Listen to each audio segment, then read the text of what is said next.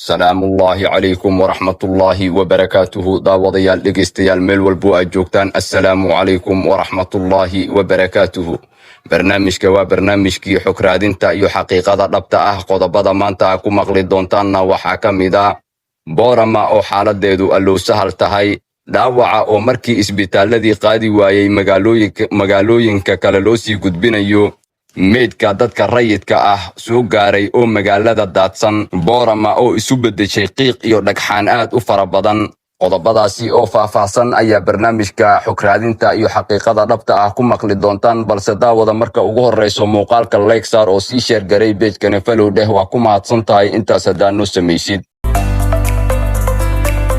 magaalada boorama ee xarunta gobolka awdal waxaa ka taagan xasuuqii ugu xumaa iyadoo rasaas lala dhacay dad dibadbaxayaal ah oo ka careysan go'aankii ay maamulka ku fasaxeen buugga bandhiga xeer ciise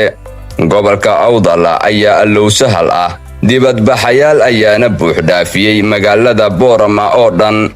jidadka magaalada boorama ayaa lagu daadiyey ciidamo kala duwan ee maamulka Somaliland sida booliska iyo ciidamada militariga ah ee ka amar qaata maamulka gooni u goosadka ah ee Somaliland dhimashada 25 qof ayaa la soo warinayaa iyada oo dhaawacu inta uu ka badan yahay banaanbaxa ayaa ku sii fidayo magaalooyin ka baxsan magaalada boorama xaaladda ayaana u muuqato mid faraha ka sii baxayso isbitaalka magaalada boorama waxaa buux dhaafiyey dhaawacyada soo gaaray dadka dibadbaxayaasha ah oo ka careysay go'aankii ka soo baxay maamulka gooni u goosadka ah ee Somaliland magaalada boorama laga soo bilaabo xalay ilaa iyo hadda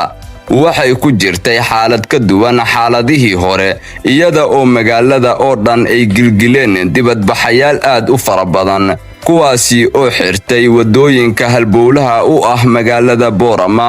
waxayna bartamaha magaalada isu bedeshay qiiq iyo dhagxaan aad u fara badan magaalada boorama waxay u muuqataa xasuuqii magaalada laascaanood ay ka geysteen maamulka gooni u goosadka ah ee Somaliland